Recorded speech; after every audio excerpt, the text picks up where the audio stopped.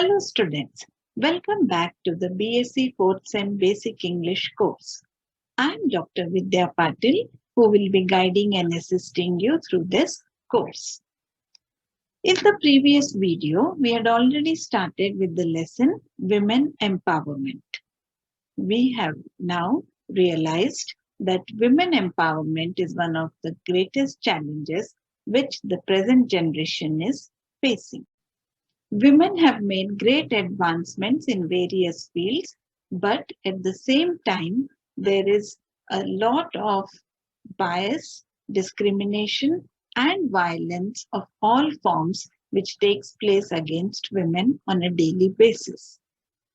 Any country which wants to progress and develop needs to empower their women. In today's video, we will try to understand what is the actual meaning of women empowerment. Let's understand the meaning of women empowerment. The term women empowerment is quite self-explanatory. In today's world, we have seen that in spite of all the progress which women have made, there are still innumerable women who are dependent on men for their basic needs and who are deprived of their basic rights. Therefore, women's empowerment refers to the complete emancipation or liberation or freedom of women from the socio-economic shackles of dependency and deprivation. That is, women no longer need to depend on men for anything or who are not deprived of any of their basic rights. A truly empowered woman is one who is encouraged to be self-reliant, economically independent, who has a positive self-esteem, who can generate confidence to face any kind of a situation, and who actively participates in the socio-political spheres. There is a growing demand today to accept women as individuals who are capable of making rational and educated decisions about themselves as well as the society. It is necessary that we increase and improve the economical, political, and legal strengths of women. Women should get the equal rights as men. Also, the United Nations organization has outlined certain goals for development and sustainability. Among these goals, gender equality has been defined as one of the major goals which needs to be attained. Lastly, we need to improve the quality of life for women, for their families, and for the communities where women belong to.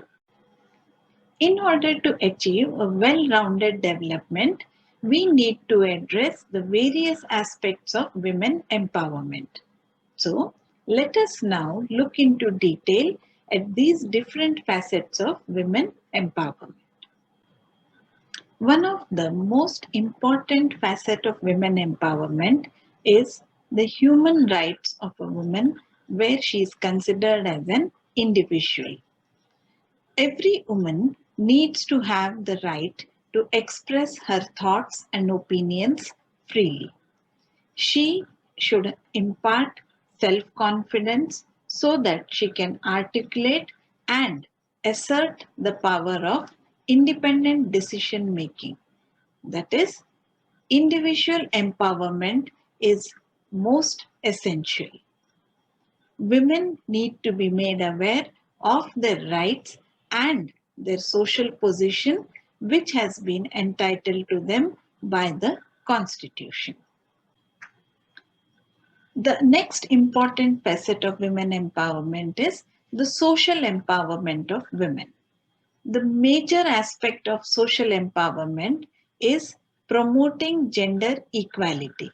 That means creating a society where both men and women enjoy the same opportunities, outcomes, rights, and obligations in every sphere of life. Educational empowerment of women is one of the most crucial and necessary factors, enabling women to grab all kinds of knowledge, skills, and gaining self-confidence so that they can participate fully in the development process is of utmost importance. Giving preference to the girl child for educational opportunities is one way in which we can begin doing this. The next important aspect of women empowerment is economic and occupational freedom. We need to reduce the financial dependence of women on men. Women are a significant part of the human resource.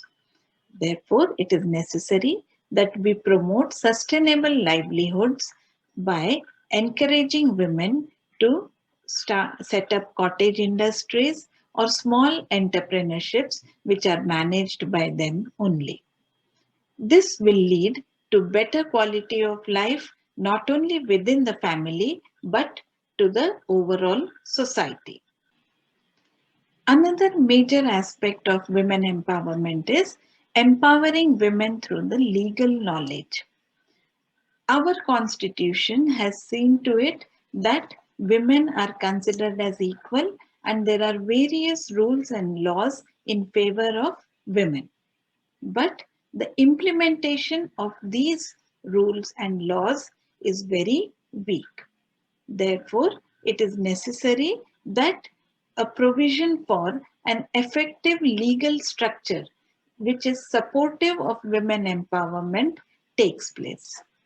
We need to spread awareness about women's legal rights and laws in order to prevent them from getting exploited. Therefore, the most important aspect here is to address the gap or the difference between what the law has actually prescribed and what actually takes place. Political empowerment of women is another most crucial aspect of women empowerment. Women need to be encouraged to participate in the political decision making process as well as in the governance. The Indian Constitution enshrines several laws which act or serve as a safeguard for gender equality. One of the most important laws in support of gender equality is Article 14, which is equality before law.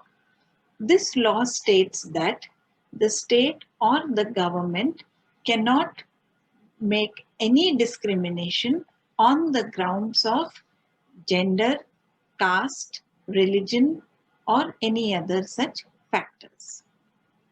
There is another important law, Article 16(2), which talks about equal opportunities for all.